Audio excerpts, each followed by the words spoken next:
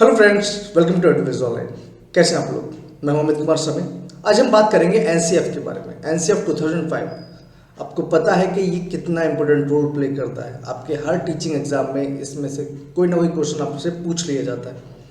तो जो लोग ये पहली बार एग्ज़ाम दे रहे हैं, आपको बता दूं कि आप इसको बहुत अच्छे से करके जाइएगा।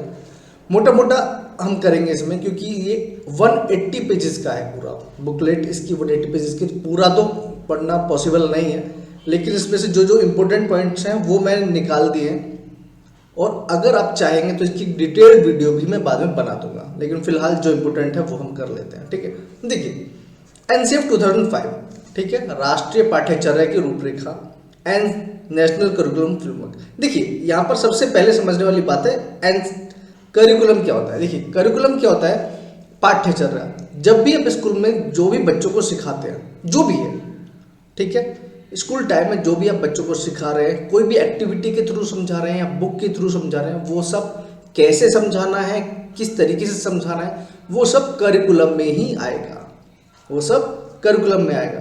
तो इसको किस तरीके से समझाना है और क्या समझाना है, इसी का एक फ्रेमवर्क तैयार किया गया 2005 में। अब ये पहली बार नहीं हुआ, ये फोर्थ था, ठीक है, ये चौथा एनसीएफ था, ये बात ध्यान रखिएगा। तो सबसे पहले अगर आपसे पूछा जाए कि एनसीएफ सबसे पहले कब आया, एनसीएफ आया 1975, उसके बाद 1988 में, फिर 2000 में, फिर 2005, ठीक है। ये उसके बाद अब तक का कोई भी एनसीएफ दोबारा नहीं आया, ठीक। तो अगर आपसे पूछा जाए कि फर्स्ट एनसीएफ कब आया था, तो 1975 में आया था। देखिए नेक्स्ट पॉइंट देखिए, राष्ट्रीय पाठ्यचर्या की रूपरेखा 2005 एक ऐसा दस्तावेज है जिसमें ऐसे विषयों पर चर्चा की गई है कि बालकों को क्या और किस प्रकार पढ़ाया जाना चाहिए। वही मैंने बताया कि क्या पढ़ाना है और किस तरीके से पढ़ाना है, इस बात की चर्चा की गई है। जो पूरा एनसीएफ है इसको 5 चैप्टर्स में डिवाइड किया गया है। पहला अध्याय है परिप्रेक्ष्य, पर्सपेक्टिव, ठीक है। इस अध्याय में स्वतंत्रता के पश्चात भारतवर्ष में किए गए शैक्षिक प्रयासों का संक्षिप्त वर्णन किया गया है, ठीक। सेकंड, सीखना और ज्ञान, लर्निंग एंड नॉलेज। अब ध्यान रखिए कि सीखने में और ज्ञान में बहुत अंतर है, समझिए। एनसीएफ के निर्मितवाद, कंस्ट्रक्टिविज्म को बालकों के सीखने का सामयिक सिद्धांत माना है, ठीक है। आप पहले सीखिए, उसके बाद आपको ज्ञान प्राप्त होगा, ठीक। तो आप इस तरीके से सिखाना है कि बच्चों को अच्छे से समझ में आए। थर्ड देखिए, अध्याय 3, पाठ्यचर्या के क्षेत्र, विविध विषय, करिकुलम, ठीक है, curriculum areas, school stage and assessments. इस अध्याय में पाठ्यचर्या के विविध विषयों पर चर्चा की गई है। अध्याय 4, विद्यालय और कक्षा का वातावरण कैसा होना चाहिए, ठीक है। इस अध्याय में विद्यालय और कक्षा के वातावरण का समावेशी और प्रजातांत्रिक स्वरूप के वर्णन किया गया। मतलब आपको क्लास का माहौल कैसा रखना है, क्या क्या चीजें, किस बच्चों को कितनी आज़ादी देनी है और उनको किस माहौल में ढालना है, इस बारे में हमें डिस्कस किया गया है। अध्याय 5, व्यवस्था का सुधार, ठीक है। इस अध्याय में शिक्षा की गुणवत्ता सुधार हेतु परिचर्चा की गई है। उसको किस तरीके से इंप्रूव किया जा सकता है और इंप्रूव किया जा सकता है। यहीं पर मैं आपको एक बात बता देता हूं। देखिए एनसीएफ, नेशनल करिकुलम फ्रेमवर्क जो है, ये एक सिर्फ एक क्या है, आप एक फ्रेमवर्क तैयार किए करके दिया गया है, जिससे आप बता सकते हैं कि हाँ, आप जो चाहें आप इसमें से सेलेक्ट कर सकते हैं, अडॉप्ट कर सकते हैं। नहीं तो कोई ऐसा नहीं है कि हाँ ज़रूरी है कि ये पूरा ही अप्लाई हो, ठीक है। ये पॉलिसी नहीं है, ये फ्रेमवर्क तैयार किया है, मतलब गाइडलाइंस है, इतना समझिए आप। देखिए नेक्स्ट पॉइंट देखिए, राष्ट्रीय पाठ्यचर्या की रूपरेखा 2005 की उत्पत्ति रविन्द्रनाथ टैगोर की सभ्यता और उत्पत्ति, सिविलाइजेशन एंड प्रोग्रेस नामक निबंध से हुई है। मतलब इसकी उत्पत्ति, इनका एक निबंध है सिविलाइजेशन एंड प्रोग्रेस। इससे हुई है। इसके दो महत्वपूर्ण बिंदु है, कौन सा? रचनात्मक भावना और उदार खुशी। मतलब क्या है देखिए, creative spirit and generous Joy. मतलब बच्चों को इतना क्रिएटिविटी के साथ समझाना है कि बच्चों को बिल्कुल भी बोझ महसूस ना हो और वो उनको इतनी खुशी के साथ वो समझे कि उनको बिल्कुल भी प्रेशर लगे ही ना, ठीक है, और उनके जहन में आ जाए। बस इसका ये मेन इंपॉर्टेंट रोल है, ठीक है। देखिए, और इसका जो मेन, जो एनसीएफ 2005 का जो मेन टारगेट है वो यही है कि शिक्षा बिना बोझ के, ठीक है, एजुकेशन विदाउट बर्डन। अब देखिए नेक्स्ट पॉइंट क्या है। नेक्स्ट पॉइंट है राष्ट्रीय पाठ्यचर्या की रूपरेखा 2005 का अनुवाद संविधान की 8वीं अनुसूची में दी गई भाषाओं में भी किया गया। मतलब 22 भाषाओं में इसका अनुवाद किया गया। किसका? एनसीएफ 2005 का। कितनी भाषाओं में किया गया? 22 भाषाओं में किया गया, ध्यान रखिएगा। मोस्ट इंपोर्टेंट क्वेश्चन जो आपको हर किसी एग्जाम में मिल जाएगा, कोई भी रिपीटेडली क्वेश्चन है, ठीक है, कि एनसीएफ 2005 को प्रोफेसर यशपाल की अध्यक्षता में तैयार किया गया। किसकी अध्यक्षता में तैयार किया गया? प्रोफेसर यशपाल। ये जी, ये रहे हमारे प्रोफेसर यशपाल, और इनका निधन हो गया था 2017, अभी हाल ही में, ज़्यादा वक्त नहीं हुआ, ठीक है। अब देखिए, अब क्या है राष्ट्रीय पाठ्यचर्या की रूपरेखा 2005 के मार्गदर्शक सिद्धांत। देखिए, अगर आपने ये सिद्धांत समझ लिए, अच्छे से समझ लिए, ठीक है, इनकी रूट को आप समझ गए, तो आपको कोई भी क्वेश्चन करने में दिक्कत नहीं आने वाली है। लेकिन इनके रूट को समझ लीजिए अच्छे से, ठीक है, कि आखिर कहना क्या चाह रहे हैं। पहला है कि यह सुनिश्चित करना कि सीखना रटने के तरीके से हटकर हो। जो भी चीज हम रटकर सीखते हैं, आपको भी पता है, वो हमारे दिमाग में ज्यादा वक्त तक नहीं रह पाता है, ठीक है। तो अगर बच्चों को हम रटने की बजाय सिखाने पर ज़्यादा जोर देंगे तो वो उनके दिमाग में ज़्यादा वक्त तक रहेगा और वो अच्छे से समझ पाएंगे, तो एक्सप्लेन भी अच्छे से कर पाएंगे। तो यही है कि यह सुनिश्चित करना कि सीखना रटने के तरीके से बिल्कुल हटकर हो। वक्त लगे कोई दिक्कत नहीं है, लेकिन उनको रटने पर बिल्कुल भी जोर नहीं देना है। सेकंड, ज्ञान को स्कूल के बाहर के जीवन से जोड़ना। देखिए, कभी भी बच्चा रटता कब है? जब उसको वो चीज़ समझ में नहीं आती है। तो अगर वो स्कूल के बाहर के उसके लाइफ से अगर आप इंटरलेट कर दोगे उसको, तो बच्चा अपने आप समझ जाएगा, ठीक है। उसको क्या होता है, एग्जाम्पल्स नहीं मिलते हैं। आप सिर्फ, हम क्या करते हैं कि ये चीज़ हमारे साथ भी हुई है कि नहीं समझ में आया, ठीक है, बोल दिया कि हाँ ठीक है, समझ में आ रहा है ना, हाँ हो गया। तो ये चीज़ नहीं, अगर आप इंटर रिलेट करके समझाने की कोशिश करोगे तो वो बच्चों को समझ में आएगा, अच्छे से समझ में आएगा। नेक्स्ट पॉइंट देखिए, पाठ्यचर्या को समृद्ध बनाना ताकि यह पाठ्यपुस्तक से परे हो जाए, ठीक है। पाठ्यचर्या को पाठ्यपुस्तक केंद्रित नहीं होना चाहिए। मतलब enriching the curriculum so that it's goes beyond the text book. जो भी करिकुलम है, जब भी आप सिखाने का प्रयास करते हो तो सिर्फ उसे टेक्स्ट बुक, ठीक है, किताबी ज्ञान तक ही सीमित मत रखो, उसको उससे बाहर रिलेट करके लेके जाओ, ताकि सिर्फ बच्चे जो किताब में है वही ना सीखे, उसके बाहर भी जो चीज़ें हैं उनके साथ कनेक्ट कर पाए और वो सीख पाए, ठीक है। सिर्फ किताबी ज्ञान होना बहुत जरूरी नहीं है। देखिए, ये लिखा है ना, should not be text book centred. सिर्फ किताबी ज्ञान होना जरूरी नहीं है, उसको जब तक वो अप्लाई नहीं कर पाएगा तो बेकार है। नेक्स्ट पॉइंट देखिए, परीक्षाओं को अधिक लचीला बनाना और उन्हें कक्षा के जीवन से जोड़ना। देखिए, कहते हैं ना कि सिर्फ एक पीस ऑफ पेपर बच्चे की कितने आईक्यू है, कितनी इंटेलिजेंस है, उसको नहीं नाप सकता है। तो सिर्फ ये जो एग्जाम है वो बिल्कुल लचीला होना चाहिए, एग्जामिनेशन जो है वो फ्लेक्सिबल होना चाहिए।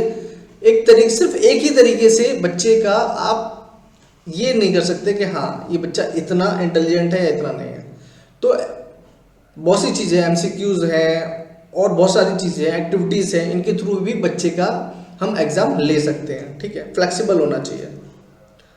अगला है, एक ऐसी अधिवादी पहचान का विकास जिसमें प्रजातांत्रिक राज्य व्यवस्था के अंतर्गत राष्ट्रीय चिंताएं भी समाहित हो। मतलब सिर्फ बच्चों को सिर्फ ये नहीं कि उनको आप सारा माहौल प्रजातांत्रिक डेमोक्रेटिक दे दें, लेकिन उनको समझना चाहिए कि उनकी आखिर रेस्पॉन्सिबिलिटीज क्या है क्या नहीं है।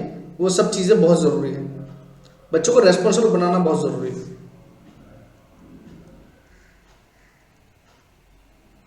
ठीक है, नेक्स्ट देखिए। नेक्स्ट है, विद्यालय में दी जाने वाली शिक्षा को विभिन्न प्रकार की गतिविधियों से जोड़ा जाए।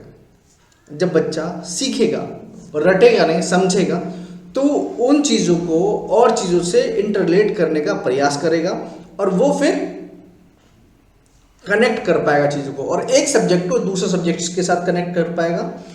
जैसे मैथ्स को, ठीक है, कहते नहीं, अगर किसी बच्चे की फिजिक्स अच्छी है तो हो सकता है उसकी मैथ्स भी अच्छी हो, तो वो रिलेट कर पाता है ना। ऐसा नहीं कि हिस्ट्री में सिर्फ हिस्ट्री है, हिस्ट्री में आपको साइंस भी देखने को मिलेगी, है ना, बहुत ज़्यादा फैक्ट्स है वो भी देखने को मिलेंगे, तो वो रिलेट कर पाएगा। अगर वो समझ में ही नहीं आएगा तो वो रिलेट बिल्कुल भी नहीं कर पाएगा।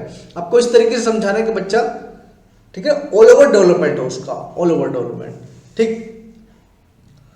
और रही बात टाइम पीरियड की, हाँ एक इंपोर्टेंट क्वेश्चन, ये पॉइंट मैं लिखना भूल गया हूँ, ठीक है। जो आपका इसमें टाइम पीरियड है वो 35 मिनट है पीरियड का। क्लास में जो टाइम पीरियड है वो 35 मिनट, क्योंकि कहा जाता है कि बच्चे 35 मिनट तक ही अपना दिमाग एक जगह पर केंद्रित रख सकते हैं, उसके बाद उनका दिमाग भटकने लगता है। तो एक आइडल टाइम ले लिया है 35 मिनट के, इतने मिनट का ही टाइम पीरियड होना चाहिए। एक पीरियड जो है 35 मिनट का ही होना चाहिए, उसके बाद एक ब्रेक होना चाहिए थोड़ा 5-7 मिनट का, उसके बाद बच्चे दोबारा कंटिन्यू कर सकते हैं। लेकिन जो टाइम पीरियड है वो कितना है, 35 मिनट का, ठीक। देखिए नेक्स्ट क्वेश्चन देखिए, राष्ट्रीय मूल्यों के प्रति आस्थावान विद्यार्थी तैयार किए जाए। ठीक है, मैंने बोला ना कि नेचर वैल्यूज जो भी है, राष्ट्रीय मूल्य हैं, उनको बच्चों को समझना पड़ेगा, उनको समझाओ अच्छे से, ताकि वो उस चीज़ को समझें कि हमारे राष्ट्र के मूल्य क्या है क्या नहीं है, क्या सही है क्या नहीं है। गलत और सही में फर्क करना आना चाहिए बच्चों को। यस, थोड़ा सा सॉरी ठीक है। देखिए एनसीएफ 2005 का प्रमुख सूत्र जो मैं बोला, ठीक है, बिना भार के अधिगम, learning without burden, most important, ठीक है। एनसीएफ 2005 का जो प्रमुख सूत्र है, जो मेन फॉर्मूला है, वो क्या है, बिना भार के अधिगम, लर्निंग विदाउट बर्डन। ये आपसे कभी पूछ लिया जाएगा, ठीक है।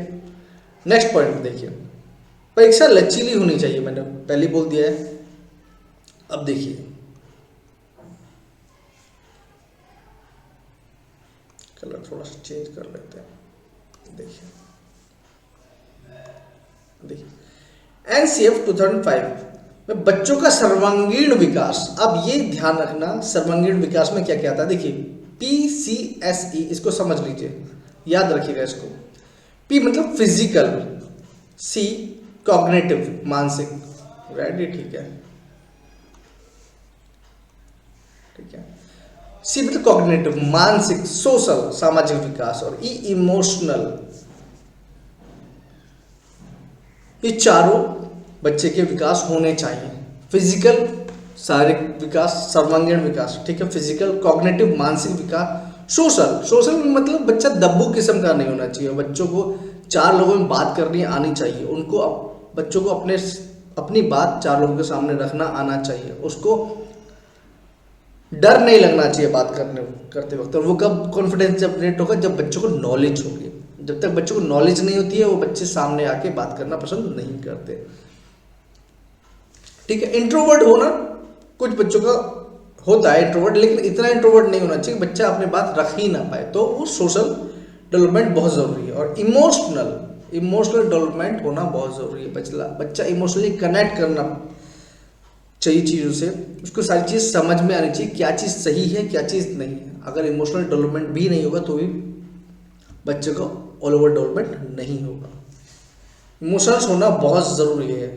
जो लोग बोलते हैं इमोशनल लेस हो, वो बेकार है, बेवकूफ़, ठीक है। देखिए क्या नेशनल करिकुलम फ्रेमवर्क 2005 का निर्माण देखिए इंपॉर्टेंट क्वेश्चन है, का निर्माण एनसीईआरटी द्वारा किया गया था और इसको पूर्ण करने के लिए कार्य निर्देशक कौन से थे? प्रोफेसर कृष्ण कुमार के नेतृत्व में किया गया था। ठीक, इसका प्रमुख लक्ष्य क्या था? आत्मज्ञान, सेल्फ। ठीक है, आत्मज्ञान, और विद्यार्थियों को अलग अलग अनुभवों का अवसर देकर उन्हें स्वयं ज्ञान की प्राप्ति, ठीक है, इंट्रोस्पेक्ट करने का मौका देना। मतलब इनमें कहा गया है कि आप सिर्फ एक फैसिलिटेटर का काम करेंगे। आप सिर्फ क्या काम करेंगे? एक फैसिलिटेटर का काम करेंगे कि आप सिर्फ एक मौका देंगे बच्चों को। आप बच्चे सीख तो अपने आप जाएंगे, लेकिन आप सिर्फ एक ऐसा माहौल तैयार करेंगे जिसमें बच्चों को सीखने में आसानी हो। बच्चे सीख तो अपने आप लेंगे, लेकिन बच्चों को सीखने में आसानी होनी चाहिए, और वो काम कौन करेगा? वो आप करेंगे।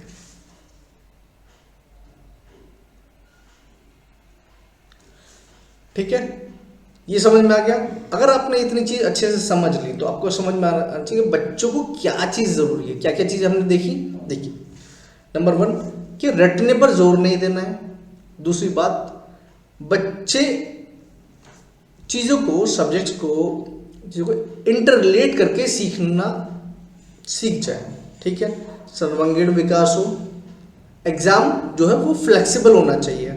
ये इंपॉर्टेंट चीज है, ये आपको समझ में आ जानी चाहिए। देखिए, जो इंपॉर्टेंट पॉइंट है वो देख लीजिए। देखिए, पहला क्या है? बालक सक्रिय है, यह स्वयं से जाने और सीखे और नई नई चीजों को आजमाए, जोड़े तोड़े और गलतियां करे और स्वयं सुधार करे। ठीक है, बच्चों को ये मौका देना चाहिए। सीखना सक्रिय और सामाजिक गतिविधि है। सक्रिय और सामाजिक गतिविधि, वो चारों तरफ सीखता है।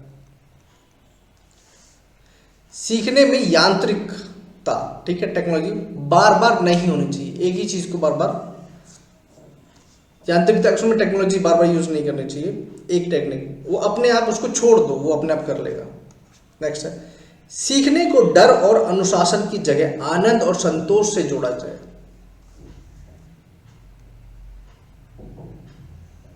ठीक है,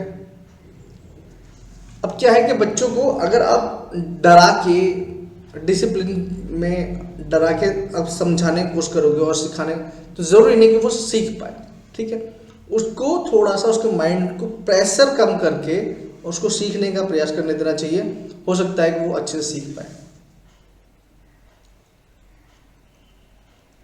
नेक्स्ट देखिए, बालक को स्कूल, घर, समुदाय आदि सब जगह महत्वपूर्ण मन जाए, उसकी भाषा, संस्कृति और को भी सम्मान दिया जाए। देखिए, ये बहुत इंपॉर्टेंट है कि जो बच्चा घर से लेके आ रहा है, जो भी लेकर आ रहा है, हमें उसको एक्सेप्ट करना है और उसी को साथ लेके आगे उस चीज को हम और बच्चों के साथ कैसे उसको यूज कर सकते हैं। चाहे कोई भी लैंग्वेज हो सकता है किसी बच्चे को पंजाबी आती हो, किसी को कोई और, ठीक है, तमिल आती हो, किसी को तेलुगु आती हो, तो ये क्या है, मलयालम आती हो। ठीक है, अब अगर ये कोई सी भाषा आती है तो हम उस चीज का यूज कर सकते हो और बच्चों को वो लैंग्वेज सिखाने में। ठीक है, तो ये इंपॉर्टेंट चीज है। जो भी वो चीज ले उसका सम्मान करना चाहिए, ना कि उसको डिमोटिवेट करना चाहिए कि आप ये चीज यहाँ पर मत बोलो। ठीक है, जो भी वो लेके आए उसको एक्सेप्ट करो और उसको रेस्पेक्ट करो। प्राथमिक स्तर पर पाठ्यचर्या की सभी गतिविधियों में भाषा और गणित का एक महत्वपूर्ण स्थान माना गया है। बहुभाषी कक्षा, देखिए, ये बहुभाषी कक्षा शिक्षण त्रिभाषा सूत्र की वकालत करता है। बहुत बहुत बहुत इंपॉर्टेंट, मोस्ट इंपॉर्टेंट, त्रिभाषा सूत्र। त्रिभाषा सूत्र में क्या, देखिए, फर्स्ट जो आपकी लैंग्वेज होगी वो होगी आपकी लोकल लैंग्वेज या मदर टंग। ठीक है, आपकी जो आप जो घर पे लैंग्वेज बोलते हो उसको प्राथमिकता दीजिए, वो फर्स्ट लैंग्वेज हो गई आपकी। ठीक है, सेकंड लैंग्वेज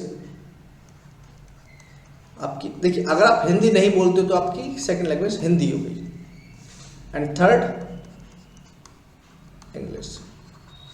त्रिभाषा, तो फर्स्ट क्या है, फर्स्ट आपकी लोकल लैंग्वेज ही है जो आपकी घर में बोली जाने वाली भाषा है। ठीक है, उसको प्राथमिक स्तर पर जो है वो फर्स्ट लैंग्वेज आपकी कहलाई जाएगी।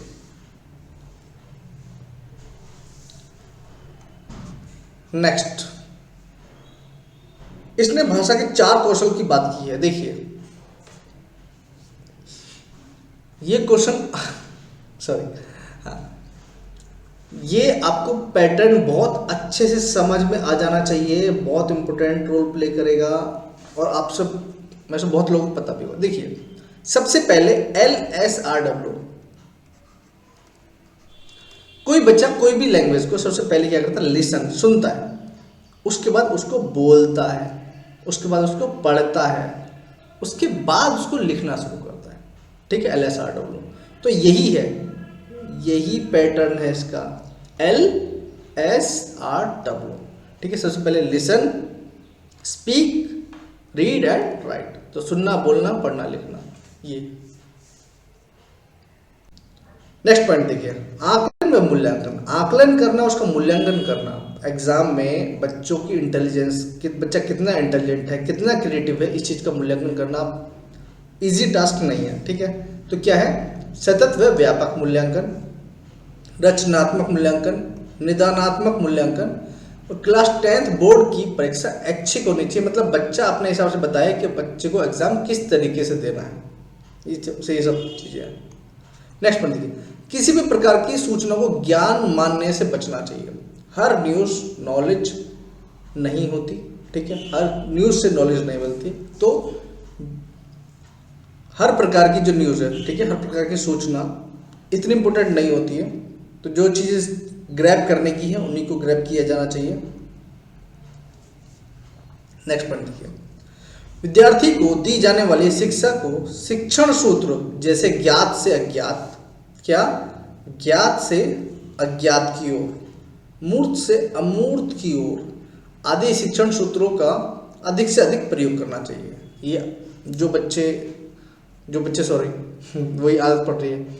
तो जो मेरे दोस्त हैं जो अभी एग्ज़ाम इसको पहली बार दे रहे हैं, वो देखिए आपने ये टॉपिक पढ़ा होगा, आपने चाहे कोई भी ट्रेनिंग की हो, तो ज्ञात से अज्ञात की ओर जो चीज़ बच्चे पहले जानते हैं उनके बारे में बताना, उसके बाद धीरे धीरे करके अज्ञात की ओर लेके जाते हैं, मतलब रिलेट करके समझाते हैं। ऐसे ही मूर्त से अमूर्त की ओर तरफ लेके जाते हैं। तो ये चीज़ें बच्चों के साथ ज़्यादा यूज़ करनी चाहिए। नेक्स्ट है, सजा व पुरस्कार की भावना को सीमित किया जाए। पनिशमेंट लिमिटेड होना चाहिए और पुरस्कार की भावना को भी लिमिटेड करना चाहिए, ताकि उनके अंदर सिर्फ पुरस्कार को लेने की भावना ना हो। समझ रहे मेरी बात को, पुरस्कार को लेने की भावना कि नहीं मुझे ये चीज़ मिलेगी इसलिए मैं ये काम करूँगा। इंटरनल मोटिवेशन भी बहुत ज़रूरी है।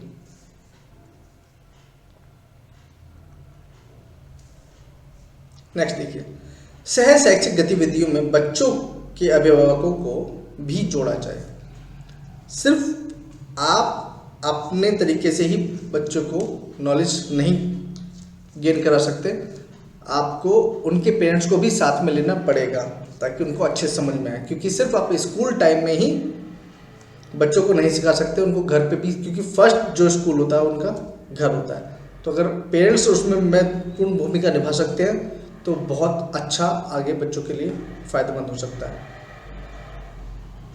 नेक्स्ट देखिए, विशाल पाठ्यक्रम में मोटी किताबें शिक्षा प्रणाली की असफलता का प्रतीक है। मोस्ट इम्पोर्टेंट क्वेश्चन देखिए, मोस्ट इम्पोर्टेंट किस लिए? मोटी मोटी किताबें सिलेबस में लगा तो दी जाती हैं, तो ना ही तो बच्चे उनको ढंग से पढ़ते हैं, सिर्फ उनको खत्म करने पर ही जोर दिया जाता है, जबकि ऐसा नहीं होना चाहिए। कम पढ़ो मगर अच्छा पढ़ो। ठीक है, तो ये थे इंपोर्टेंट पॉइंट्स। जिन फ्रेंड्स ने ये वीडियो कंप्लीट देखी उनके लिए कुछ ना कुछ तो होना चाहिए। देखिए, एनसीएफ के ऊपर मैंने डिटेल्ड पीडीएफ बनाई है। जितने भी इंपोर्टेंट पॉइंट्स जितने भी हैं सब्जेक्ट स्पेसिफिक, ऑल 5 चैप्टर्स जितने भी हैं उनकी डिटेल्ड पीडीएफ बनाई है। उसको आप मेरे टेलीग्राम चैनल से डाउनलोड कर सकते हैं, लिंक मैं दे दूंगा आपको नीचे। ठीक है, तो अगर ये वीडियो आपको अच्छी लगी तो प्लीज़ वीडियो को लाइक जरूर कीजिएगा और चैनल को सब्सक्राइब कर दीजिएगा, बहुत ज़रूरत है। ठीक है, मिलते हैं नेक्स्ट वीडियो में। Take care.